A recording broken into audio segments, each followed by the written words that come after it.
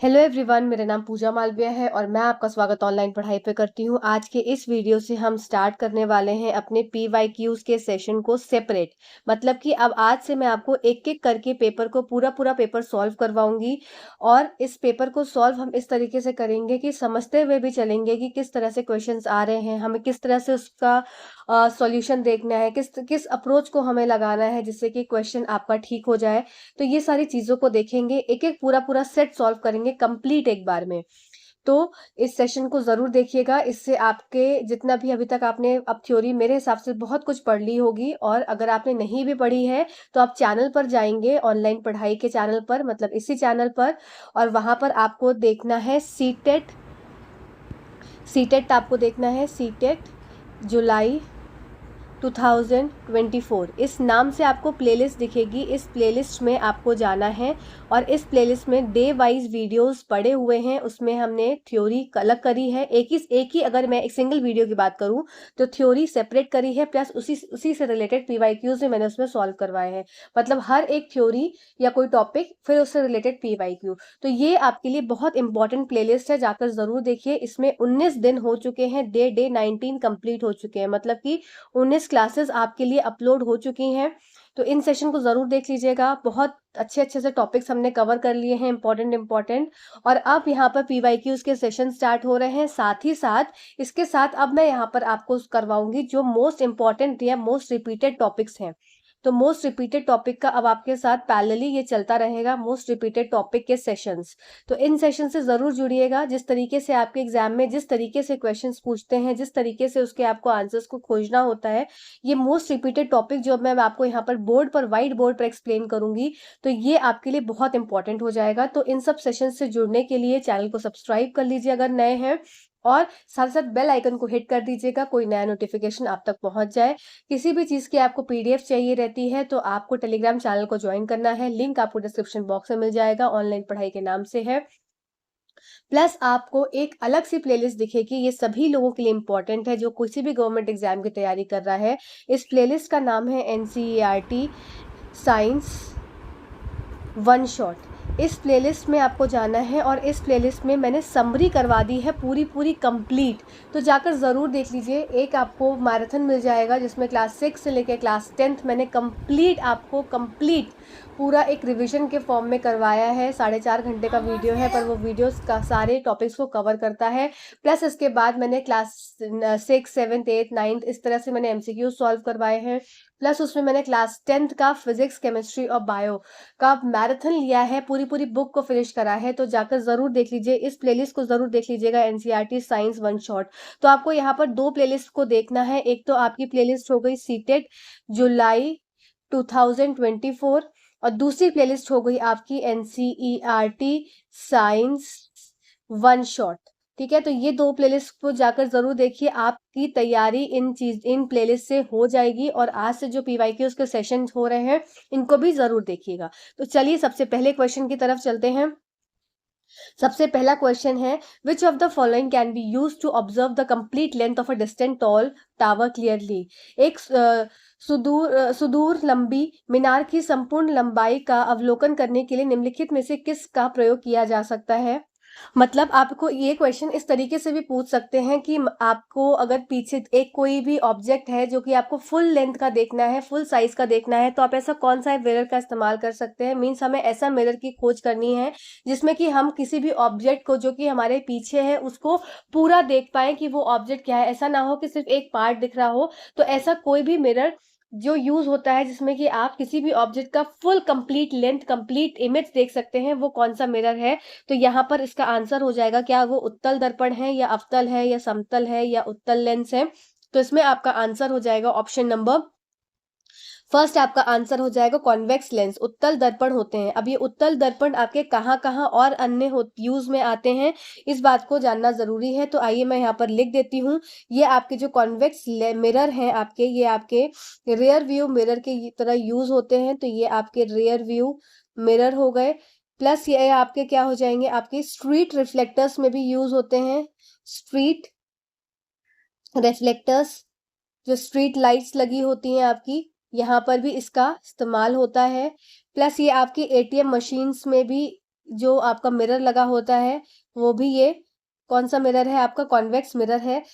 ठीक है, तो ये इसके इंपॉर्टेंट एग्जाम्पल्स थे। अब बात कर लेते हैं कॉनकेव मिरर की। तो कॉनकेव मिरर का कहाँ कहाँ इस्तेमाल होता है, जैसे कि सबसे पहली अगर मैं बात करूं, जस्ट अ सेकेंड्स का थोड़ा मार्कर में पॉइंटर कम कर दूं।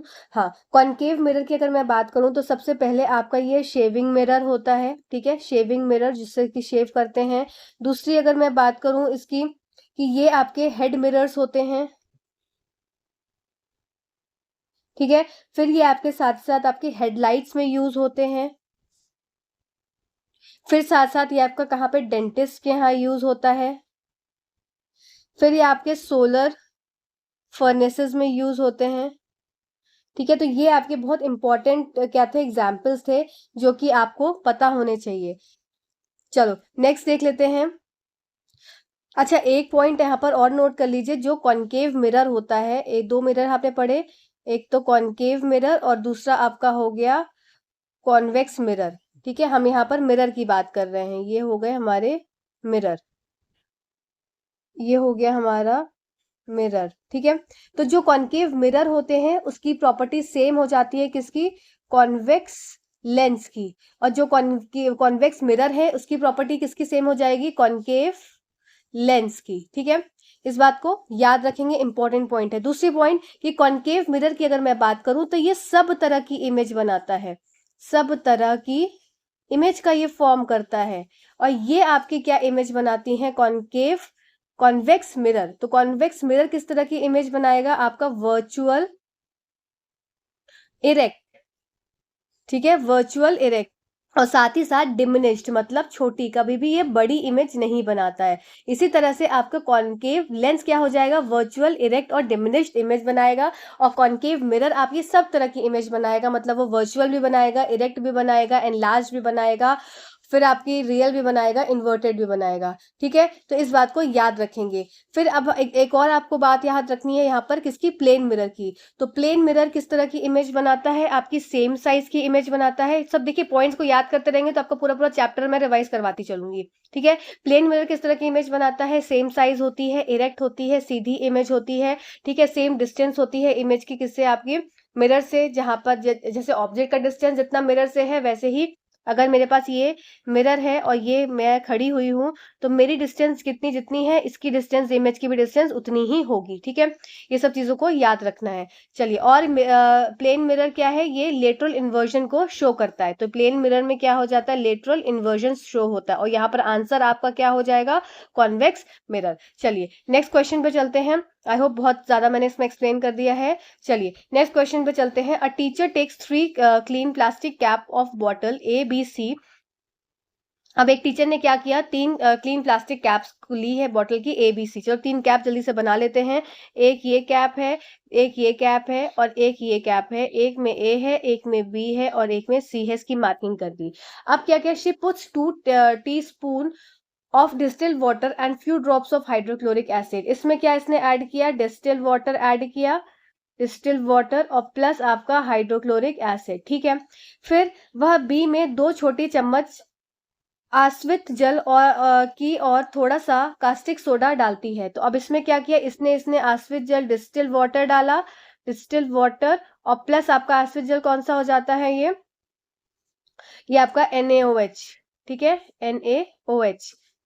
अब नेक्स्ट देख लेते हैं, नेक्स्ट क्या हो जाएगा आपका, इसका मतलब इसने कास्टिक सोडा डाला। ठीक है, she puts 2 teaspoon of distilled water and some sugar in C. अब इसने यहाँ पर वापस से डिस्टिल्ड वाटर डाला और क्या डाल दिया, शुगर इसमें ऐड कर दी। ठीक है, अब पूछ रहा है which of the above solutions will conduct electricity. अब A, B और C में से उपयुक्त घोलों में से कौन सा विद्युत चालन करेगा। तो विद्युत चालन कौन करेगा, जिसके पास फ्री आयंस होंगे। फ्री आयंस किसके पास होंगे, देख लेते हैं, HCl H+ और Cl- आयंस। तो इसका मतलब है which of the following solutions will conduct electricity. आपसे पूछा है कंडक्ट कौन सा कर रहा है। ठीक है, तो HCl के पास फ्री आयंस प्रेजेंट है, तो HCl क्या करेगी, कंडक्ट करेगी, इसके पास फ्री आयंस प्रेजेंट है, फ्री रेड। ठीक है, और NaOH के पास NaH, Na+ और OH- आयंस, तो इसके पास भी मतलब फ्री आयंस प्रेजेंट है, तो ये भी क्या करेगी, कंडक्ट करेगी इलेक्ट्रिसिटी को।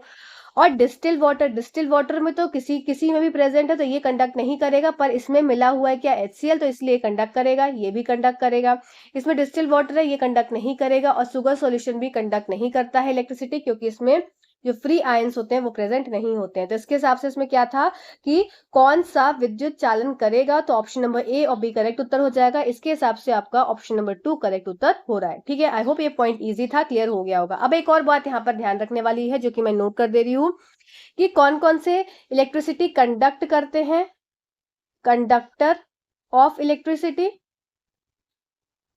और क्या हो जाएंगे ये इंसुलेटर्स या नॉन कंडक्टर्स। तो इसमें आप नोट कर लेंगे कि सारे, अगर HCl हो गया या एसिटिक एसिड हो गया, ठीक है, फिर साथ साथ टैप वाटर हो गया, फिर आपका क्या हो जाएगा इसमें, हैंडपंप का पानी हो गया,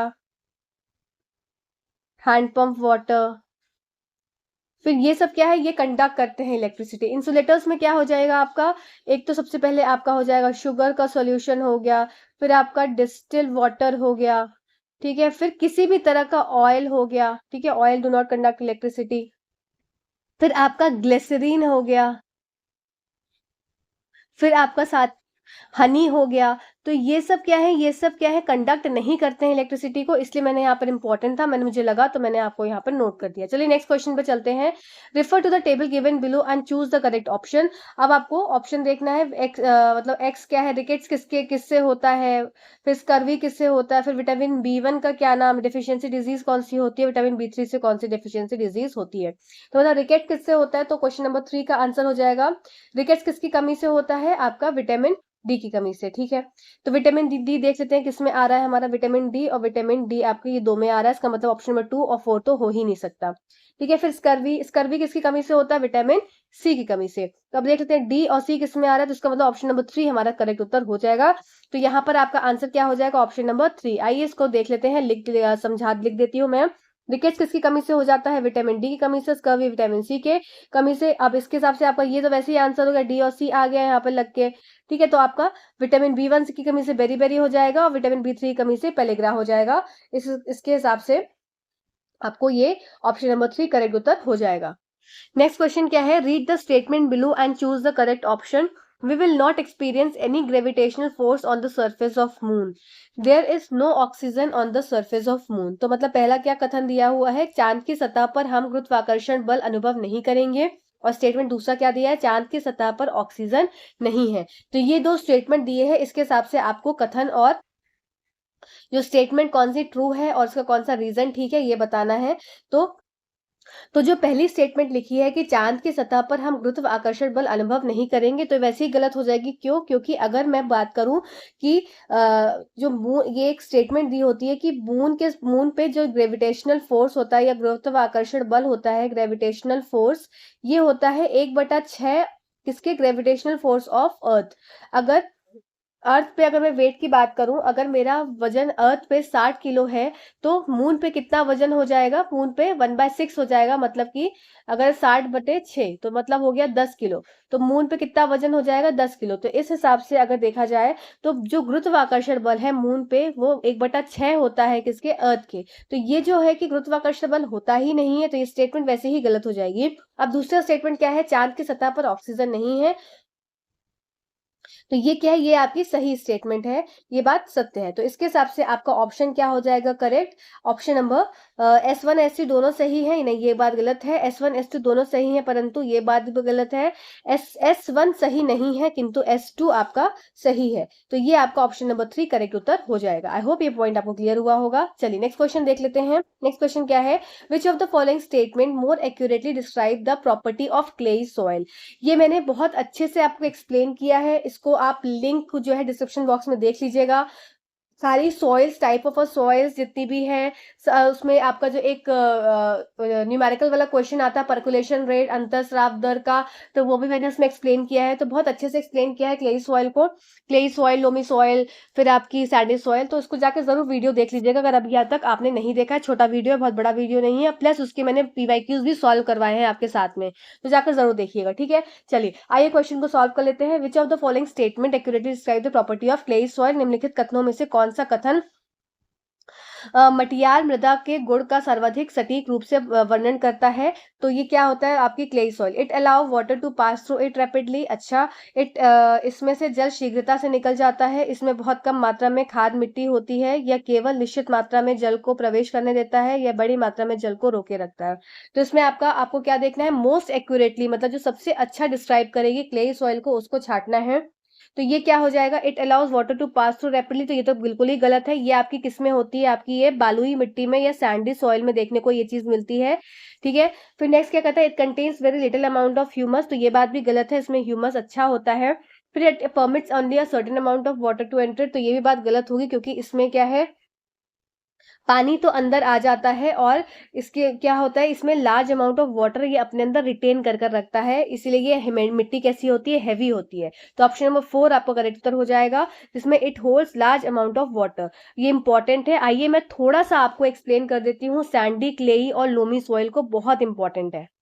देखो, 3 तरह की सॉइल होती है। एक तो हमारी क्लेई सॉइल हो गई, फिर दूसरी हमारी सैंडी सॉइल हो गई, और तीसरी हमारी सॉइल हो गई लोमी सॉइल। लोमी सॉइल को आप बोलते हैं दुमटी दुमटी मिट्टी। ठीक है, दुमटी मिट्टी सैंडी हो गई, और ये हो गई आपकी चिकनी मिट्टी। ठीक है, अब देखो क्लेई सॉइल में क्या होता है, फाइन पार्टिकल्स बहुत ज्यादा होते हैं। फाइन पार्टिकल्स ज्यादा होते हैं। ठीक है, बहुत ज्यादा होते हैं। और इसके पार्टिकल्स कैसे होते हैं, इसके पार्टिकल्स आर बिग। इसके पार्टिकल्स बिग होते हैं। और ये क्या होते हैं, इसमें बिग पार्टिकल्स और बराबर होते हैं किसके, स्मॉल पार्टिकल्स के। तो ये सब पॉइंट्स इंपॉर्टेंट है, इसलिए मैं यहाँ पर नोट कर दे रही हूँ। ये मत सोचिएगा वीडियो लंबा करने के लिए ऐसा हो रहा है, ये आपको चीजों को समझाने के लिए ऐसा हो रहा है। ठीक है, चलो। अब क्या है, जब ये पार्टिकल्स फाइन है, तो इसका मतलब यहाँ पर क्या होता है, जो पार्टिकल्स होते हैं they are tightly packed. Particles tightly packed, एक दूसरे में बहुत ही ज्यादा टाइटली पैक्ड होते हैं पार्टिकल्स। और इसमें क्या होता है, इसमें स्पेस ज्यादा होता है। स्पेस किसके बीच में ज्यादा होगा, पार्टिकल्स के बीच में स्पेस ज्यादा होगा। ठीक है, फिर नेक्स्ट बात करते हैं दुमटी मिट्टी में क्या होता है, ये एक तरह से ये मिक्स होता है, मिक्सचर होता है। ठीक है, दोनों का दोनों मिक्स है, तो ये मिक्सचर हो गया। इसीलिए ये क्या होती है, ये ह्यूमस रिच होती है। अगर कोई सॉइल की बात बोली जाए, ये कौन सी सॉइल ह्यूमस रिच है, तो आप बताएंगे कि ये दुमटी मिट्टी जो होती है वो ह्यूमस रिच होती है। फिर इसके बाद इंपॉर्टेंट पॉइंट आपका एक और आ जाता है इसमें, कि जो चिकनी मिट्टी होती है, इसमें लेस एयर स्पेस होता है, लेस एयर स्पेस। ये सब मैंने एक्सप्लेन किया है, जो मैंने आपको वीडियो का लिंक दिया है, नीचे जाकर देख लीजिएगा। इसमें एयर स्पेस क्या होता है, एयर स्पेस मोर होता है। ठीक है, और इसमें क्या होता है, इसमें आपका परफेक्ट एयर स्पेस होता है, जितना चाहिए एक मिट्टी को।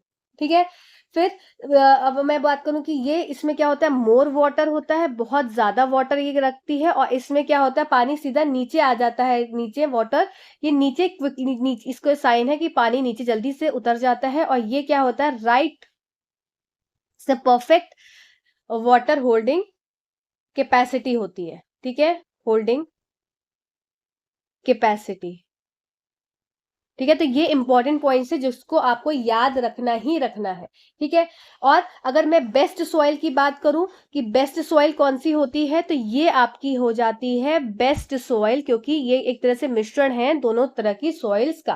ठीक है, इसमें ये मिक्सचर किस किस चीज का होता है, इस बात को भी आपको याद रखना है कि ये मिक्सचर होती है किसकी, ये मिक्सचर होती है आपकी Sandy soil plus clay soil, और प्लस होती है इसमें सिल्ट, जिसको बोलते हैं गाद। और गाद कहाँ है, जो रिवर के बेड, रिवर के साइड वाली जो मिट्टी होती है उसको बोलते हैं क्या, गाद। तो ये आपकी सबसे बेस्ट सॉइल इसीलिए मानी जाती है। ठीक है, ये इंपॉर्टेंट पॉइंट था। चलो नेक्स्ट देख लेते हैं। अब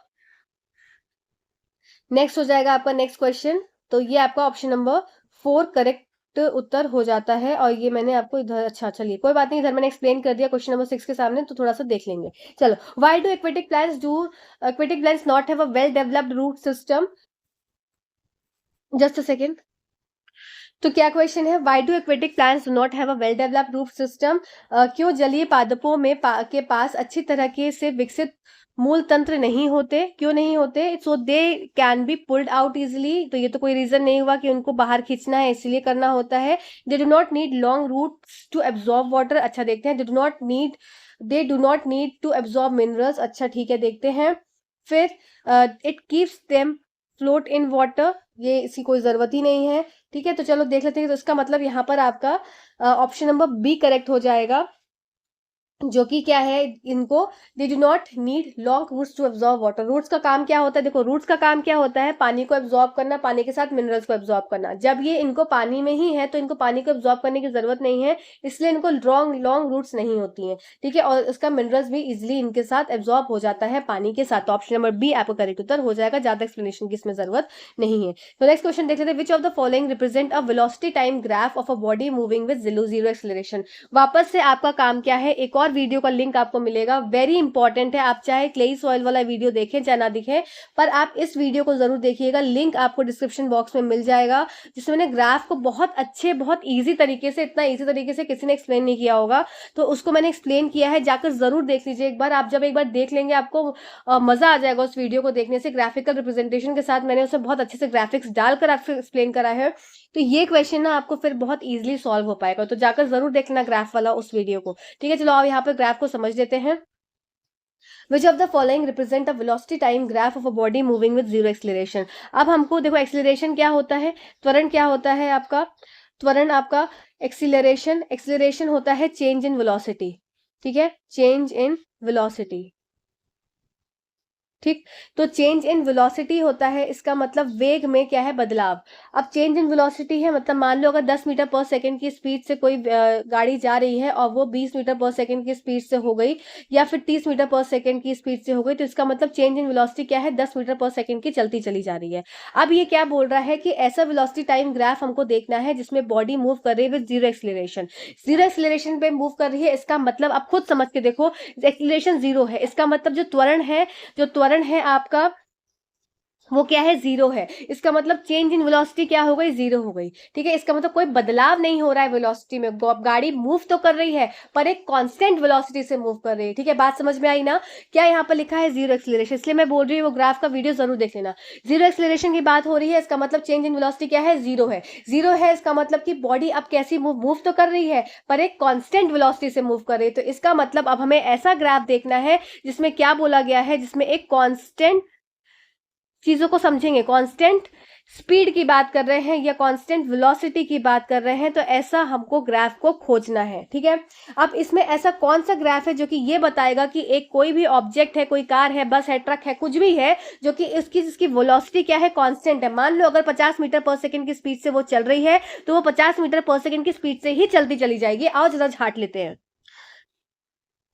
चलो तो देख लेते हैं जल्दी से इसको। तो अब वापस से हमको वेलोसिटी टाइम ग्राफ बनाना है। तो ये हो गया वेलोसिटी और ये हो गया यहाँ पर आपका टाइम। ठीक है, चलो a curve line with a steadily increasing slope, तो नहीं, तो curve line with steadily increasing slope, इसका मतलब कि वेलोसिटी क्या है, धीरे धीरे बढ़ रही है, एक कांस्टेंट वेलोसिटी की तो बात नहीं हो रही है। ठीक है, चलो नेक्स्ट देखते हैं, जस्ट अ सेकेंड।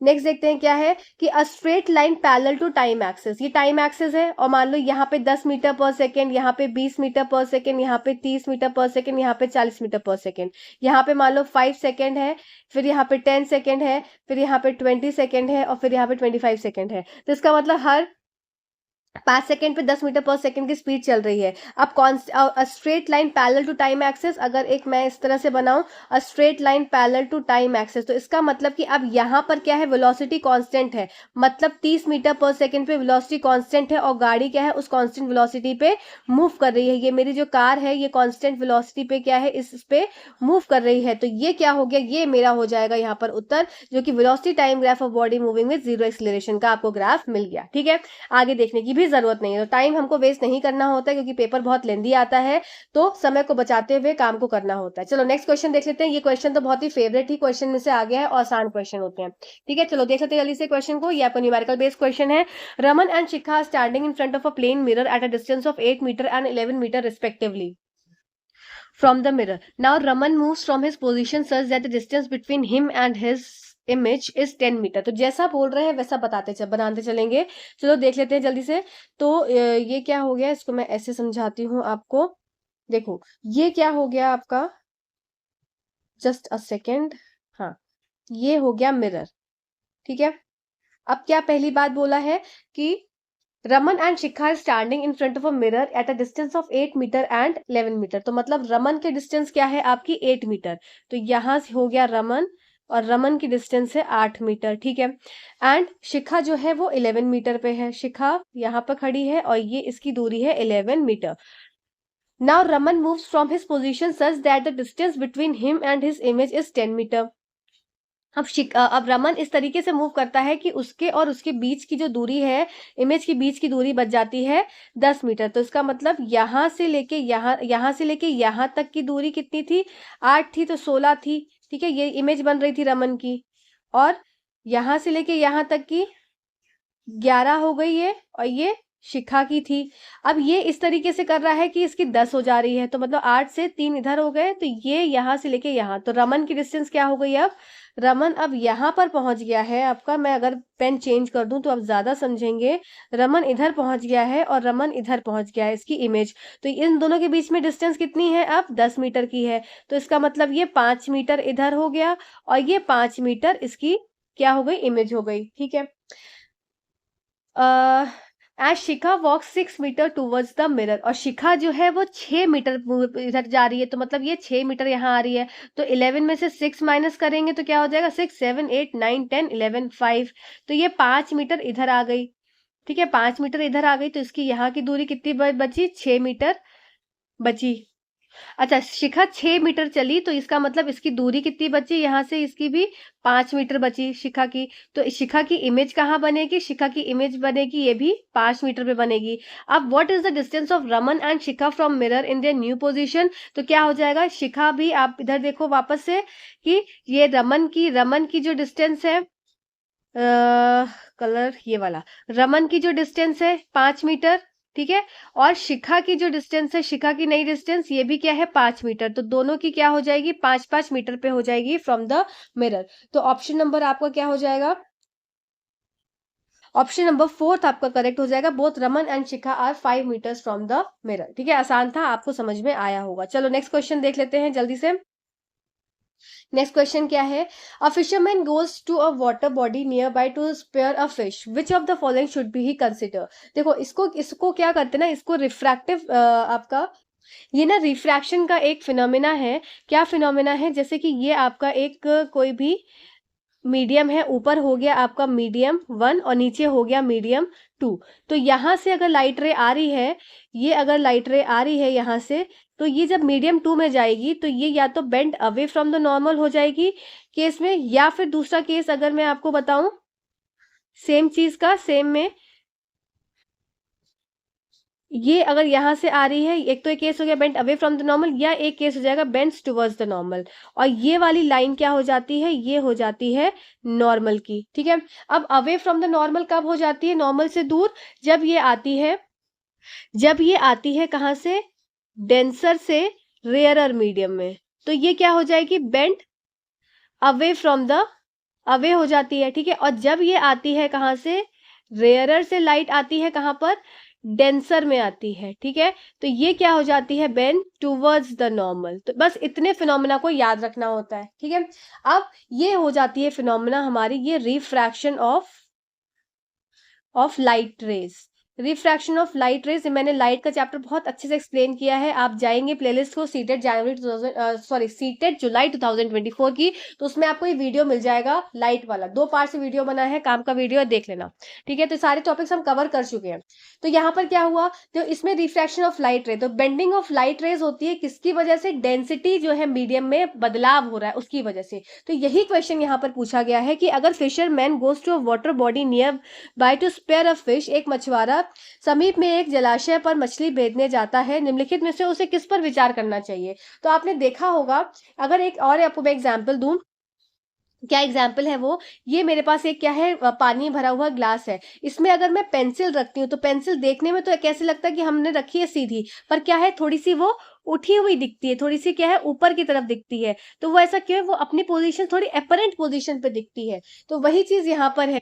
तो हमको पेंसिल कैसे दिखती है, होती तो वो एग्जैक्टली, अगर इसकी मैं एग्जैक्ट पोजीशन बताऊं तो ये एग्जैक्ट पोजीशन तो क्या है उसकी, बिलो है, एग्जैक्टली वो क्या है, नीचे है, पर दिखती कैसी है, दिखती है थोड़ी ऊपर, ठीक है, दिखती है थोड़ी ऊपर। तो वही चीज फिश में है कि फिशरमैन को फिश, मान लो फिश क्या है, फिश ओरिजिनल में फिश यहाँ पर है, पर उसको दिख कहाँ रही है, फिश दिख उसको यहाँ रही है, तो उसको हिट कहाँ करना चाहिए, उसको हिट करना चाहिए जिस पोजीशन पे उसको फिश दिख रही है उससे थोड़ा सा नीचे। यहाँ पर दिख रही है तो उसको थोड़ा सा नीचे उसको हिट करना चाहिए। तो वही चीज यहाँ लिखी है, उसे मछली की आभासी स्थिति के ऊपर बर्छी मारनी चाहिए, या उसे मछली की आभासी स्थिति के नीचे बर्छी मारनी चाहिए। उसे मछली की सटीक आभासी, मतलब सटीक पे तो बिल्कुल भी नहीं मारना चाहिए उसको, है ना।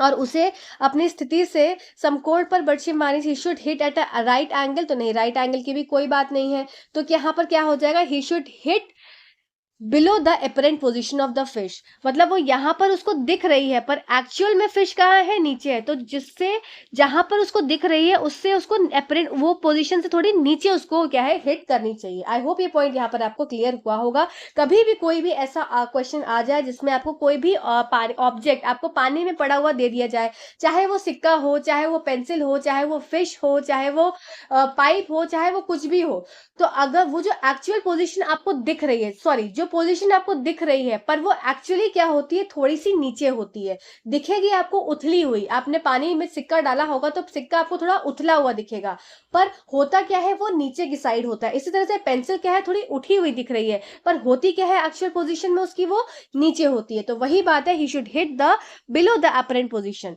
ठीक है, ये पॉइंट बहुत आसान था, क्लियर हो गया होगा। चलो नेक्स्ट देख लेते हैं, और समझने वाला पॉइंट था। Next, which of the following relation is true regarding the magnitude of friction. निम्नलिखित में से कौन सा संबंध घर्षण के परिमाण के बारे में सही है। तो क्या होना चाहिए आपका, ये आपको पता होना चाहिए कि कौन सा फ्रिक्शन सबसे ज्यादा, कौन सा घर्षण बल सबसे ज्यादा होता है। तो स्टैटिक, जब कोई चीज रुकी हुई है तो उसमें सबसे ज्यादा फ्रिक्शन लगा है, इसीलिए वो चीज रुकी हुई है। तो स्टैटिक फ्रिक्शन में क्या होता है, आपका सबसे ज्यादा क्या है, वो आपका फ्रिक्शन लग रहा है। तो उसके हिसाब से आपका ऑप्शन क्या हो जाएगा, स्टैटिक वाला। देख, रोलिंग में तो सबसे कम फ्रिक्शन होता है, स्लाइडिंग में भी कम होता है, तो हमारा ऑप्शन नंबर 2 या 3 में से एक चीज होगी। ठीक है, फिर देख सकते हैं, फिर स्टैटिक के बाद क्या हो जाएगा, नहीं, स्लाइडिंग और रोलिंग में बराबर नहीं होता है, रोलिंग में बहुत ही कम फ्रिक्शन होता है एज कंपेयर टू स्लाइडिंग। तो ऑप्शन नंबर 2 हमारा यहाँ पर करेक्ट उत्तर हो जाएगा, जो कि है आपका हिंदी में स्टैटिक घर्षण, सर्पी घर्षण और लोदन घर्षण। ऑप्शन नंबर 2 करेक्ट उत्तर है। ठीक है, नेक्स्ट क्वेश्चन देख लेते हैं, वेरी इंपॉर्टेंट क्वेश्चन, और ये भी मैंने बहुत अच्छे से एक्सप्लेन किया है आपको। आप जाकर प्लेलिस्ट को जरूर स्क्रॉल करिए डे वाइज। ठीक है, चलो, choose the incorrect sets from the following. अब क्या है, हिबिस्कस, रोज, बैम्बू, पैडी, तो इसमें कौन से वेनिशंस हैं, कौन से रूट्स पाई जाती हैं, आपको ये इसमें बताना है। तो चलो और देख लेते हैं। तो देखो, आपकी वेनेशन जो होती है, आपकी शिरा विन्यास, ये आपके दो तरह के पाए जाते हैं, एक तो रेटिकुलेट हो गया और दूसरा आपका हो गया क्या, फाइब्रस। तो रेटिकुलेट जालिकानुपी, और आपका दूसरा क्या हो जाता है, सॉरी, रेटिकुलेट और पैरेलल, दो तरीके के होते हैं, रेटिकुलेट और दूसरा हो जाता है पैरेलल। ठीक है, इस बात को समझ लेंगे, इसको मैं नोट कर देती हूँ, जिससे कि आपको अगर पीडीएफ चाहिए होगी तो मैं दे दूंगी, इसमें आपको सारी चीजें लिखी हुई होंगी। दो चीजें होती हैं, एक तो हो गया रेटिकुलेट और दूसरा हो जाता है आपका पैरेलल वेनेशन, PARALLEL। ठीक है, पैरेलल वेनेशन। अब देखो, जो रेटिकुलेट वेनेशन होगा, मतलब ये कैसा है, जालिका रूपी है, और ये कैसा है, समानांतर है। ठीक है, दूसरी बात है, जो रेटिकुलेट वेनेशन होते हैं, मतलब जो जालिका रूपी है, जिसकी पत्ती कैसी हो जाएगी, कुछ इस तरीके से, मतलब जो उसकी वेन्स होंगी, इसमें जाल सा बिछा होगा कुछ, मतलब इस तरीके से। और जो पैरेलल वेनेशन होंगी, उसमें इसकी जो वेन्स होंगी कुछ इस तरीके से प्रेजेंट होंगी, या तो इस तरीके से या इस तरीके से। तो मतलब एक पैटर्न आपको पैरेलल देखने को मिलेगा। जिसमें आपको पैरेलल पैटर्न देखने को मिल रहा है, उसकी रूट्स कैसी हो जाएंगी, फाइब्रस हो जाएंगी। ठीक है, जिसमें आपको पैरेलल दिख रहा है उसमें रूट्स उसकी फाइब्रस, जिसमें आपका फाइब्रस जैसा जालिका रूपी है उसमें आपकी रूट्स कैसी हो जाएंगी, टैप रूट सिस्टम हो जाएगा, सीधी सी। ठीक है, इतना आपको याद रखनी है बात। दूसरी बात होती है, ये समझ गए ना, जिसमें सीधा सीधा दिख रहा है उसमें पूरा ऐसा गुच्छा बना दो, और जिसमें गुच्छा है उसमें सीधी सी टैप रूट बना दो। तो यहाँ पर आपको रूट कैसी देखने को मिली, यहाँ पर रूट आपको देखने को मिली कैसी, टैप रूट। तो इसका मतलब कि रेटिकुलेट वेनेशन में टैप रूट होती है और पैरेलल वेनेशन में आपकी फाइब्रस रूट पाई जाती है। अब इसमें आपको एग्जाम्पल्स जो है एनसीईआरटी के याद रखने हैं, जो कि आपसे इसमें ही पूछ लिए गए हैं। ठीक है, तो देख लेते हैं, हिबिस्कस, हिबिस्कस में किस तरह का होता है, अब देखिए, अब आप इसको किस तरह से निकाल सकते हैं। अब आपको ये ऐसा छांटना है, देखो करने का तरीका बता रही हूँ, ऐसा आपको छांटना है जिसमें कि आप रेटिकुलेट को टैप रूट और पैरेलल को फाइब्रस के साथ कंपेयर करें, मतलब उसके साथ साथ होना चाहिए। तो रेटिकुलेट के साथ यहाँ पर क्या है, फाइब्रस दिया हुआ है, तो रेटिकुलेट के साथ हमें क्या चाहिए था, टैप रूट, तो ये तो वैसे ही गलत हो गया, ठीक है, आपको इनकरेक्ट ही खोजना है। अब आइए देखते हैं, फिर पैरेलल के साथ आपका क्या दिया है, फाइब्रस दिया है, ठीक है, तो इसका मतलब ये ऑप्शन आपका ठीक हो जाएगा। फिर रेटिकुलेट के साथ टैप रूट दिया है, तो इसका मतलब ये भी आपके साथ आपका ठीक हो जाएगा, ठीक है। अब बात कर लेते हैं, क्या रेटिकुलेट के साथ क्या दिया है, फाइब्रस दिया है, तो वापस से ये गलत हो जाएगा। तो इसका मतलब आपको अगर इसके एग्जाम्पल्स याद नहीं भी हैं, तो भी आप अगर इस फिनोमेना इस कॉन्सेप्ट को समझ लेंगे कि रेटिकुलेट जिसमें जालिका नूपी है उसमें टैप रूट रहेगा, सीधी सीधी, जहां पर फैला हुआ है वहां पे सीधी रूट्स, जहां पे सीधी सीधी सी वेनेशन है उसकी वेन्स है, वहां पर आपकी फैली हुई रूट्स देखने को मिलेगी। आपको सिर्फ एक पैटर्न को समझ लेना है, इसलिए मैंने यहाँ पर ड्रॉ कर दिया है। आप इसको समझ गए तो आप वापस से अपने आंसर पे आ जाएंगे। तो ऑप्शन नंबर ए और डी क्या हो जाएगा, आपका इनकरेक्ट है, जो कि यहाँ पर पूछा गया था। आई होप ये पॉइंट बहुत आसान था और आपको समझ में आया होगा, मैंने एक्सप्लेन भी किया है, ठीक है। चलो नेक्स्ट देख लेते हैं, ये क्वेश्चन भी बहुत ज्यादा इंपॉर्टेंट है और ये क्वेश्चन कई बार आया है, ठीक है। Solution A B C are taken in a test tube. चलो अब आप बना लेते हैं सॉल्यूशंस को, हम इसको इस तरह के से ही बनाएंगे जिससे कि आपके पास ये स्लाइड पहुंच जाए, ठीक है। ए बी और सी, ठीक है, ये ए हो गया, ये बी हो गया और सी हो गया। On adding China rose indicator. अब चाइना रोज इंडिकेटर कैसा इंडिकेटर है, एक ये नेचुरल इंडिकेटर है, ये क्या क्या करता है मैं भी बताऊंगी। ए टर्न ग्रीन, ए कैसा हो जाता है, जैसे ही हमने इसमें क्या डाल दिया, ये मैं बना देती हूं इंडिकेटर का, ये टेबल स्पून है, इससे हमने इंडिकेटर इसमें दोनों सब में क्या कर दिया, इंडिकेटर ऐड कर दिया, ठीक है, डाल दिया। चाइना रोज इंडिकेटर डाल दिया। ए टर्न ग्रीन, ए कैसा हो जाता है, एक ग्रीन कलर का हो जाता है, ये पूरा सॉल्यूशन कैसा हो गया, ग्रीन कलर का हो गया। B remain colourless, B colourless है। सी टर्न डार्क पिंक, और सी कैसा हो जाता है आपका, ये डार्क पिंक कलर का हो जाता है, ठीक है। सी आपका हो गया डार्क पिंक कलर का, ठीक है। अब बताना है what is the nature of A B और सी। ए बी और सी का क्या नेचर है, ये आपको एग्जाम में क्वेश्चन पूछा गया है, मतलब आपको ये बताना है कौन सा अम्लीय है, कौन सा क्षारीय है और कौन सा आपका लवण है, ये आपको यहाँ बताना है। तो उससे पहले जहां पर जरा एक बात को समझ लेते हैं, जो कि बात है बहुत ज्यादा पते की और इंपॉर्टेंट। क्या बात है ये, कि चाइना रोज जो इंडिकेटर होता है, चाइना रोज इंडिकेटर, ये अगर एसिड की मैं बात करूं, यहाँ पर एसिड है और यहाँ पर बेस है, ठीक है। चाइना रोज इंडिकेटर एसिड में कैसा कलर देता है, डार्क पिंक कलर देता है, और बेस में कैसा कलर देता है, ग्रीन कलर देता है। इस चीज को आपको याद रखना है,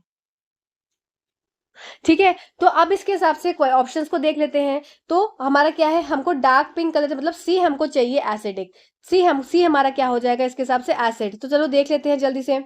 तो सी एसिड किस में है, सी हमारा एसिड इसमें है, बाकी सब में किसी में नहीं है, तो ए भी गलत हो गया, आपका बी भी गलत हो गया और फोर्थ वाला भी गलत हो गया। तो इसका मतलब हमारा ऑप्शन सी होना चाहिए, देख लेते हैं।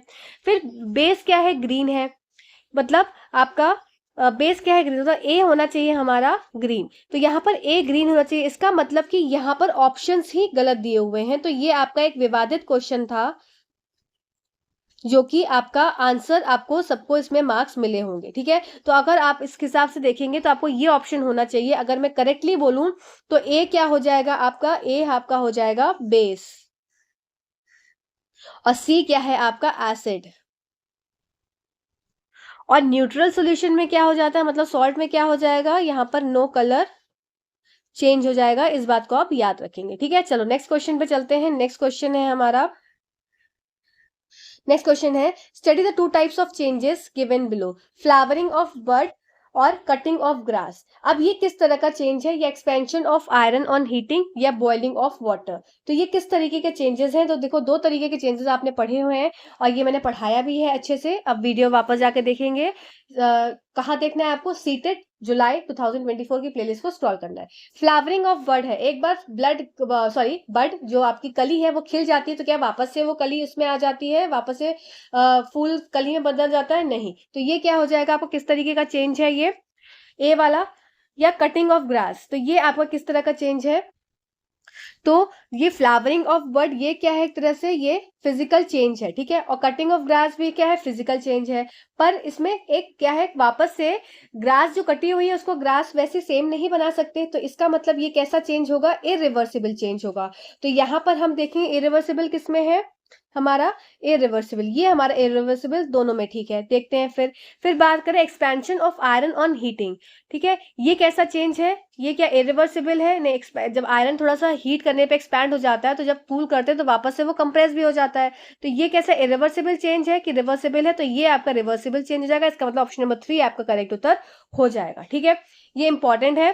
और यहाँ पर ये केमिकल चेंज तो है नहीं है, ये फिजिकल चेंज है, पर ये केमिकल चेंज नहीं है, तो ये वैसे ही ऑप्शन 1 और 2 गलत हो जाएगा। तो ऑप्शन नंबर 3 आपका करेक्ट उत्तर हो जाएगा। आइए हिंदी में देख लेते हैं कि ये रासायनिक परिवर्तन है कि भौतिक परिवर्तन है। ए वाला तो आपका कलिका का पुष्पण या घास का काटना, तो ये आपका अनुत्क्रमणीय परिवर्तन है और परिवर्ती परिवर्तन है, तो ये आपका ऑप्शन नंबर 3 करेक्ट उत्तर यहाँ पर हो जाएगा, ठीक है। चलो नेक्स्ट क्वेश्चन पे देखते हैं। आज का 14th question, what is common in amoeba, starfish, ant and spider. इन सब में कॉमन क्या चीज होती है, they have scales on their body, तो नहीं, अमीबा पे तो कोई स्केल्स नहीं पाए जाते हैं, ठीक है। दे ले एग्स टू रिप्रोड्यूस, तो अमीबा ऐसा कोई काम नहीं करता है। दे लिव इन वाटर, तो ऐसा भी भाई एंट और स्पाइडर कहाँ पानी में रह रहे हैं, स्पाइडर तो रह लेती है पर चींटी कहाँ रह रही है। तो इसमें क्या हो जाएगा आपका ऑप्शन नंबर फर्स्ट। ये तो सिर्फ एक जनरल नॉलेज टाइप का क्वेश्चन था कि वे सभी रीढ़ की हड्डी रहित होते हैं, ठीक है।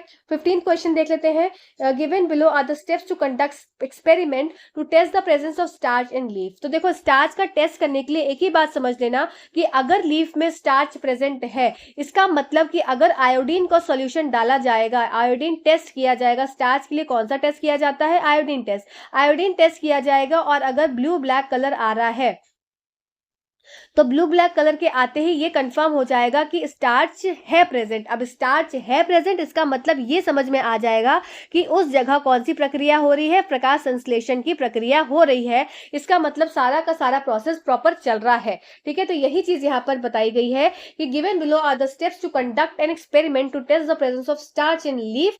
लीफ में स्टार्च है कि नहीं है वो क्यों बताना है, ये जताने के लिए कि उस पेड़ में प्रकाश संश्लेषण की प्रक्रिया हो रही है कि नहीं हो रही। कभी कभी क्या करते हैं कि पेड़ को डार्क में रख देते हैं। जब डार्क में रख देंगे इसका मतलब अब सूर्य नहीं मिल रहा है, सूर्य नहीं मिल रहा है तो क्या है, क्लोरोफिल सूर्य को एब्जॉर्ब नहीं करेगा और क्या है, प्रकाश संश्लेषण की प्रक्रिया नहीं होगी, तो क्या है, स्टार्च नहीं बनेगा, ठीक है। तो इसीलिए क्या है, इसका टेस्ट किया जाता है। टेस्ट करने के लिए कि स्टार्च बना कि नहीं बना, इसका मतलब फोटोसिंथेसिस हुआ कि नहीं हुआ। अब which of the following steps is not necessary, कौन सा स्टेप इसमें जरूरत वाला नहीं है। Boil the leaf first in water and then in alcohol, wash the bleached leaf, heat the leaf on a flame, add a few drops of iodine solution to the bleached leaf, ठीक है। Next देख लेते हैं। पत्ते को पहले पानी में उबाला और फिर अल्कोहल में विरंजित पत्ते को धोएं, पत्ते को आंच पर गर्म करें, विरंजित पत्तों पर कुछ बूंदे आयोडीन की घोल की डाल दें। तो इसके हिसाब से यहाँ पर पत्ते को आंच पर गर्म करें, इसकी कोई भी आवश्यकता नहीं है। ये वाला स्टेप क्या है, बेकार है, ठीक है। निम्नलिखित में से कौन सा आचरण आवश्यक नहीं है, इसकी जरूरत नहीं है, ये फालतू में डाल दिया गया है। तो आओ जरा इसको यहाँ पर मैं लिख देती हूँ कि देखो सबसे पहले क्या होता है, जो लीफ है, तो लीफ को क्या करना है, ये एक्सपेरिमेंट है आपका एनसीईआरटी बुक का। लीफ को क्या करेंगे, बॉईल करेंगे, गर्म करेंगे, फिर क्या कर देंगे, इसको प्लेस करेंगे, प्लेस इन अल्कोहल, अल्कोहल में डाल देंगे, ठीक है। फिर इसको वॉश करेंगे या इसको ब्लीच करेंगे, ब्लीच लीफ करेंगे, इसको ब्लीच कर दिया। फिर अब इसमें क्या करेंगे, ऐड आयोडीन सॉल्यूशन, ठीक है। अब आयोडीन सॉल्यूशन को ऐड करेंगे। अब ये क्या करेगा, ब्लू ब्लैक कलर देगा, ठीक है। तो इस बात को भी याद रखेंगे। और क्या है, पत्ती को पत्ती का क्लोरोफिल निकालना होता है, इसीलिए पत्ती को क्या करते हैं, उसको पहले बॉईल करते हैं और फिर वॉश और मतलब उसमें क्या है, अल्कोहल वगैरह सब डालते हैं, ठीक है। तो इसके हिसाब से ऑप्शन नंबर 3 आपको करेक्ट उत्तर हो जाएगा। तो नेक्स्ट क्वेश्चन देख लेते हैं। How do cyclones decrease the fertility of soil in a coastal area, ठीक है। तो क्या by increasing the water table at a place, तो ऐसा तो कुछ नहीं होता है। By decreasing the water table, ऐसा भी कुछ नहीं। By flooding lands with a saline water, तो ये आपका ऑप्शन नंबर 3 करेक्ट उत्तर हो जाएगा कि भूमि को लवण जल से बाढ़ग्रस्त करके ये खारा पानी इसमें डाल देते हैं, तो उससे क्या है, सॉइल जो की जो फर्टिलिटी है वो खराब हो जाती है। ठीक है, नेक्स्ट क्वेश्चन देखते हैं, which of the following statement is or not true regarding the weeding. Weeding, ये खरपतवार से बहुत बार क्वेश्चन आता है तो इंपॉर्टेंट है। निम्नलिखित कथनों में से कौन सा कथन निराई किसके संबंध में सही नहीं है। मृदा, आपको क्वेश्चन नंबर हम लोग आ गए हैं 17 पर। ठीक है, आपको गलत वाला देखना है उत्तर। ठीक है, तो क्या हो जाएगा, tilting of soil helps in uprooting and killing of weeds. देखते हैं फिर क्या है, weeding are not harmful for crops and farmers. Weeding should be done just before harvesting of crops.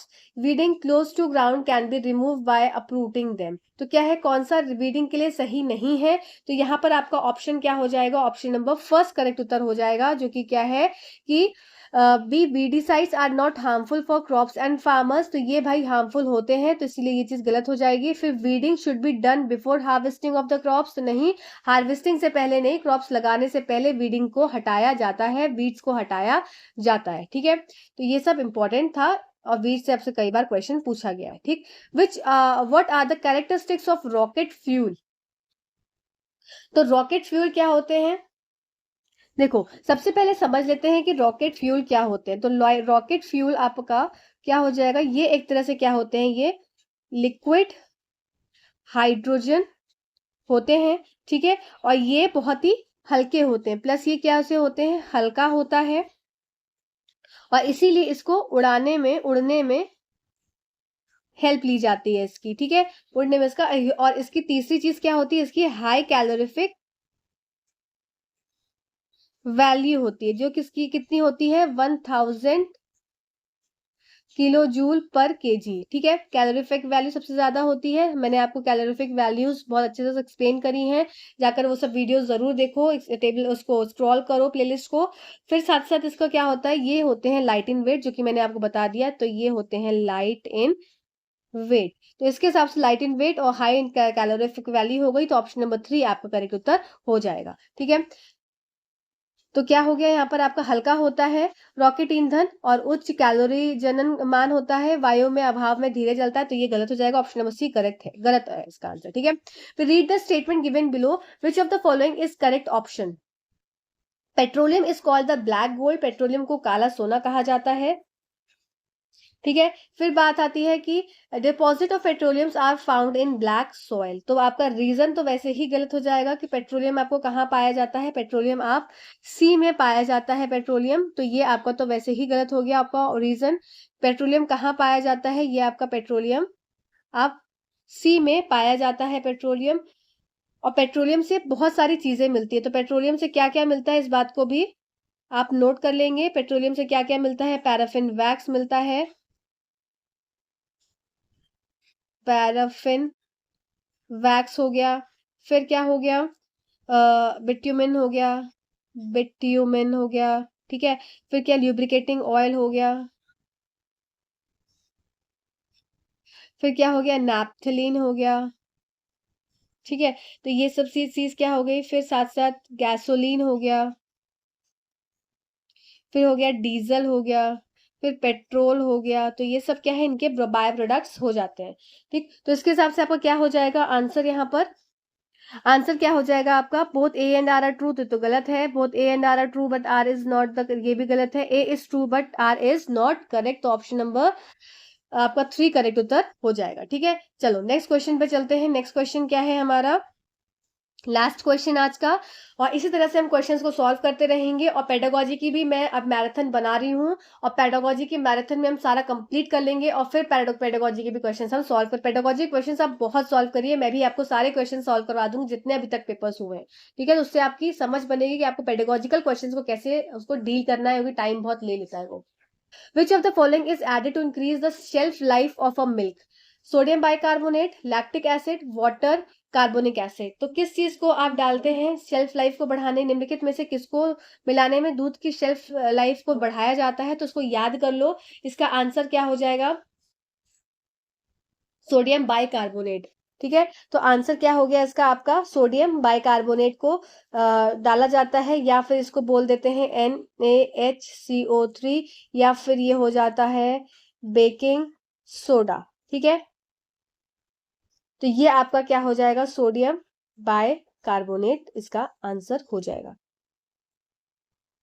तो यहाँ पर हमारे 20 क्वेश्चंस खत्म होते हैं। आपको क्वेश्चंस कैसे लगे, एक्सप्लेनेशन जरूर बताइएगा। इस तरह से सेशंस को हम अब करते रहेंगे कंटिन्यूएशन में, और आपकी जो मैराथन्स हैं, जो आपके इंपॉर्टेंट टॉपिक्स वाली, वो सभी मैं लाती रहूंगी। और पिछले वीडियोस देख लीजिए, एनसीईआरटी साइंस की जो आपकी वन शॉट के वीडियो वाली प्लेलिस्ट है उसको जरूर देख लीजिए, कि मैंने पूरी पूरी मैराथन्स करवाई है, जरूर जाकर देखो, बहुत इंपॉर्टेंट है, अभी रिसेंटली करवाई है। ठीक है, तो चलो टिल देन थैंक यू, पढ़ते रहो। अब आपका एग्जाम आया है, बहुत सीरियसली पढ़ाई करो, कि पेपर बहुत अच्छे लेवल का आता है, तो चीजें समझनी, आपको थ्योरी पढ़नी भी जरूरी है, और साथ साथ पीवाईक्यूज भी करना जरूरी है, और प्लस अपनी स्पीड बनानी जरूरी है।